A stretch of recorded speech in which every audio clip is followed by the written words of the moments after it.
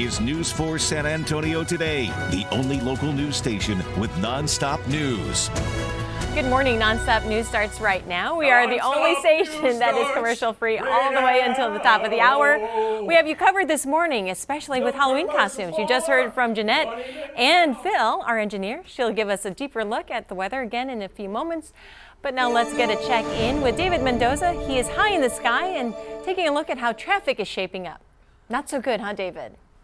Hey, good morning, Marisa. So I'm on the scene of a major accident right now. This is US 87, just outside of Loop 410 on the city's east side. I just pulled up to this accident right now. Looks to be a motorcycle accident involved with a trash truck, if you will.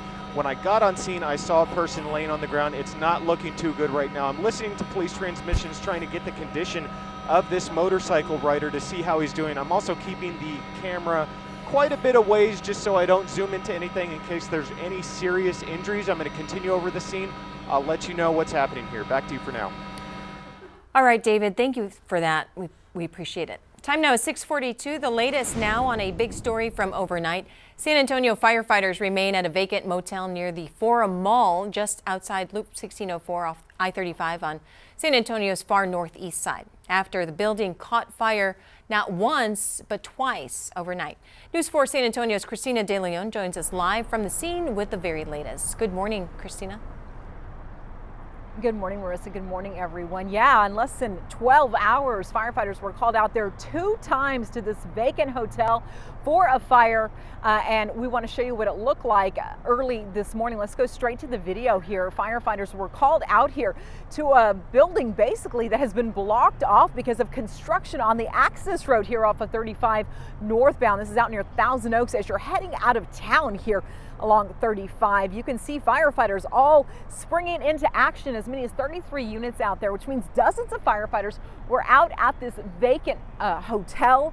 And you can see firefighters were trying hard to make sure that all of the flames were put out. There were thick plumes of smoke at one point in time. But again, as you mentioned, this is not the first time, but the second time firefighters were called out there. They were called out last night when this fire originally started. Now, oftentimes firefighters tell me that when we get cold snaps like this, the homeless will go into vacant buildings, vacant homes. They'll start a fire just to keep warm, but it's still unclear the cause of this fire. That remains under investigation as far as we know. And as far as we know, no injuries were reported, although we will try to get updates, bring them to you on air and online at news4sanantonio.com. That is the latest on the northeast side. I'm Christina De Leon. We'll send it back to you. Christina, thank you. City leaders are calling for improved safety along Marbach Road after the tragic death of a John Jay High School student. Jose Flores III died earlier this month from critical injuries after being hit by a truck near Jay High School in September. District 6 Council member Rick Galvan is proposing a traffic study on Marbach Road from Loop 410 to Pin Road. He is also working with Northside ISD and the city's transportation departments for both immediate and long-term solutions. Some include flashing lights during lunch hours and new street design. The top investigator in the trial of the 3 former officers charged in a woman's shooting death, Melissa Perez, has admitted to not reviewing evidence in the case. The defense for former officers Alfred Flores, Eliezer Alejandro, and Nathaniel Villalobos say Soto rushed the warrants back in 2023 without thoroughly reviewing the evidence. Are you telling the jury you had all of the evidence and all of your evidence was correct? Of course, I did not see all the videos. And that was from Ronald Soto, the investigator that the defense was interviewing. The trial could last another 2 weeks. If convicted, the former officers face up to life in prison. Attorneys are fighting to block the release of records relating to the death of former congressional staffer Regina Santos Aviles. Aviles died in September after Uvalde officials say she doused herself in gasoline and suffered severe burns. Attorneys telling News 4 they don't expect any charges and want 911 calls and body camera footage sealed, citing family privacy. In the Allen at the Live Desk, a bizarre story. A Texas man walks into his new home for the first time only to find the body of the previous owner. In Addison, Texas, about 15 miles north of Dallas, 69-year-old Pauline Williams' home was auctioned off and purchased by a man earlier this week. Now, when that man went to check his new home, he found Williams dead in the living room, just feet away from the front door. Police believe she had been dead for weeks or possibly months, and they question why no one reported her missing. People in that neighborhood now mourning the loss of their neighbor, and some even say they regret they didn't do more to check on the woman. That's the latest from the Live Desk. Emma, thank you. Walmart is addressing rumors that it will close stores this week as SNAP benefits lapse, and a penny shortage is leaving retailers struggling to make change. Jane King is live at the New York Stock Exchange with those stories and more. Good morning, Jane. Hi, Marisa. Good morning. As businesses are desperate for pennies, President Trump's decision to stop producing the penny earlier this year is leaving some stores short of the coin and struggling to give customers exact change. And then banks are unable to order fresh supplies of pennies, so they're rationing them. Some stores are holding events where people can bring in their pennies in exchange for a gift card. Well, Walmart is pushing back against viral social media rumors, falsely claiming that it will close stores amid looting threats tied to the possible lapse in federal food assistance funding this weekend. Walmart says the rumors are false. The stores will be open as usual. One widely circulated TikTok video falsely claimed Walmart would just be allowing customers to place orders online. According to USDA and global data, Walmart captures about 25% of all SNAP spending. That's billions of dollars a year for the retailer from SNAP recipients who spend on average $2,200 per year at Walmart. Well, SpaceX and Blue Origin have both submitted plans to put astronauts back on the moon. NASA acting administrator Sean Duffy previously had criticized SpaceX for delays around the Artemis 3 mission and said he would open the contracts up to competitors. Now, the U.S. is trying to put astronauts back on the moon before China lands its spacecraft there. And K-pop Demon Hunter's costume is taking over Halloween this year. The getup is so in demand that it's sold out. In fact, has been for a couple of weeks at least. K-pop Demon Hunters, of course, the breakout hit on Netflix over the summer. And on social media, people are sharing tips and tricks on how to make your own K-pop Demon Hunter costume. Stocks closed lower yesterday. Meta and Microsoft fell as investors are growing worried about the billions and billions being spent on AI. Today, though, back up again, especially the NASDAQ, and it is being led higher by Amazon. Live from the New York Stock Exchange, I'm Jane King. Back to you, Marisa. Jane, happy Halloween to you and happy Friday. Thanks. Thank you you. Too. Yep, you too. Bye. A combination of culture and art students at Palo Alto showing off their dance moves. On Thursday, they showed off a unique K-pop dance routine that they learned from a South Korean delegation that arrived in San Antonio earlier this week. The performance was Public International Education Week. Palo Alto College says this partnership with South Korea helps connect students to new cultural perspectives. November is Military Appreciation Month, and the San Antonio Zoo is hooking up military families. For the entire month, service members and their families can get into the zoo for free. If you're not feeling like going to the zoo this month, military families can purchase any day tickets for half off. All you need to do is show a valid military ID to get the discount. Comedian Gabriel Fluffy Iglesias is stepping up to feed some San Antonio dry. News 4 San Antonio's Tawny Davis joins us live in the Content Center with how you can get involved. Good morning, Tawny. Good morning, Marisa, and happy Halloween. So it's no secret that Gabriel Iglesias has a love for San Antonio, and the Alamo City is already ready to return the favor. But this time, the comedian wants to help those who are struggling by hosting his version of a canned food drive. Iglesias posted on his Instagram yesterday saying he will be hosting a special benefit show to help the San Antonio Food Bank. The food bank, among other food on the table amid the government shutdown. Also starting tomorrow, November 1st, federal food assistance programs like SNAP are expected to run out. That is why Iglesias decided to step in and help, and this is how you can get involved. On Sunday, November 2nd, all you would have to do is bring in canned foods to the Laugh Out Loud Comedy Club for a wristband that would get you into Iglesias' show. 5 cans equal 1 wristband, 10 cans equal 2. All the food collected will be donated to the San Antonio Food Bank, so tickets to the show are not going to be sold, so if you want to go, you got to bring in those cans.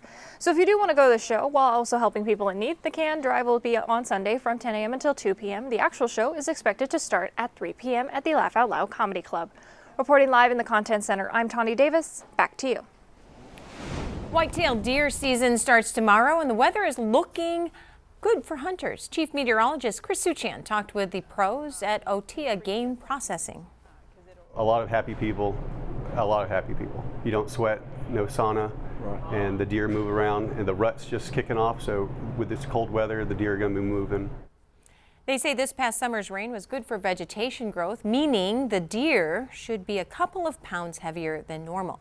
We have the full interviews with the business on our website, news4sa.com. Now your certified most accurate 4-zone weather with meteorologist Jeannette. Yeah, folks have to be careful when they're driving because the deer are moving, and so they might be in the area. So just be careful with that. And the weather is probably very helpful for them to move around. Yeah, and definitely cool weather this morning, and the cool mornings are going to stick around, so it's not like a one-day deal. Yesterday was the coldest morning, but it's going to stay relatively cool over the next several mornings. I was worried that the girls would have to put on a jacket to cover Halloween costumes, but I think everyone's going to be pretty comfortable. I would say so. Once the sun goes down, temperatures will be mostly in the upper 60s. Yeah. If you're staying out late, we're talking lower 60s. But for the most part, yes, definitely pleasant. Temperatures this morning, pretty cool. 44 in San Antonio right now. There are some spots in the hill country that are in the 30s. That's where you'll need the long sleeves. Let's track the temperatures taking you through this Halloween Friday. At noon, mid to upper 60s, 70s down across the south. This afternoon, highs will be near normal. Low to mid 70s, about 75 here in San Antonio. By 7, 8 o'clock this evening, we'll see low 60s here, upper 50s in the hill country. 9 o'clock this evening, 60s. Generally upper 50s to low 60s, and then by 11 o'clock tonight, temperatures in the 50s. Tomorrow morning, we'll see upper 40s to low 50s. That's a little milder than this morning. Clouds and radar picture no weather-related problems. It is mostly clear. We're also seeing clear skies across North Texas, East Texas. Here is our next weather maker. It's a weak front, not doing a whole lot across the north right now. Once it comes through our area, it's just going to help to produce some cloud cover, and that's going to be tomorrow afternoon. Maybe a few sprinkles or a shower with it, but nothing that should stop those outdoor plans. This afternoon, sunny skies with winds turning around to the south. That's going to bring in some warmer air. Tomorrow morning does look mostly clear, and then as we go through the day, the cloud cover increases. Nothing more than a shower from San Antonio to New Braunfels. A couple of showers in the eastern zone. There could be a rumble of thunder over the far eastern zone and near the coast tomorrow in the evening.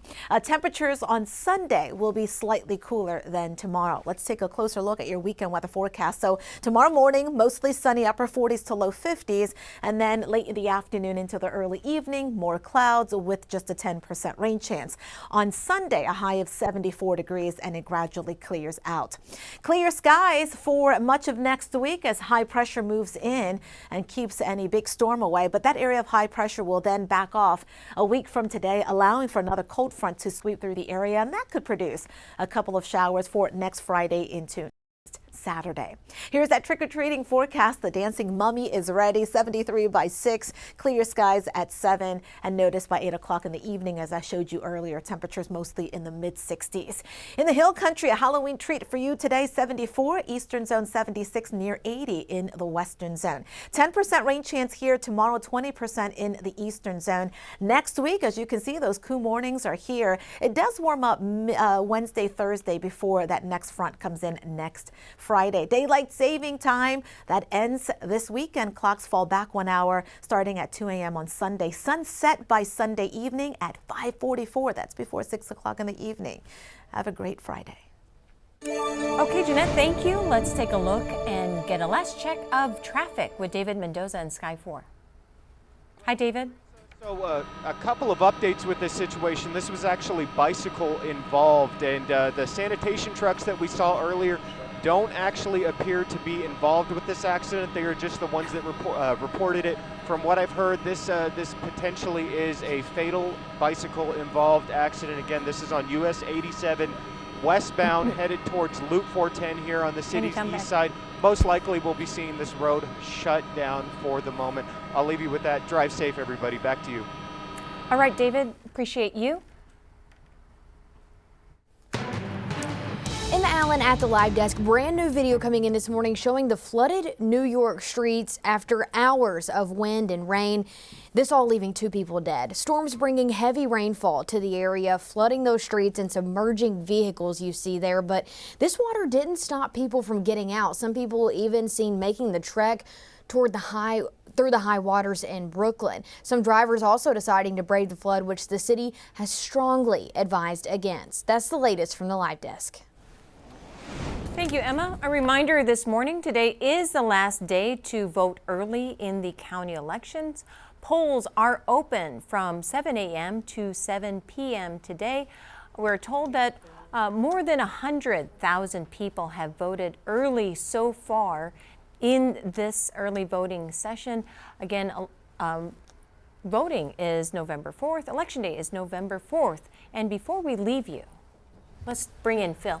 Hi, Phil. So our engineer Phil always transforms to someone on Halloween, and he gets me every year because I'm never expecting him to come out. Right. If you watched earlier, Phil, can you reveal who you are dressed up as? I'm supposed to be Eddie Vedder. I don't know who that is. But then oh, come on, we're like the same age. I don't know who he is. Oh, where's Sorry. David? Yeah, David would know. But great job, Thanks Phil. I for love the joining us.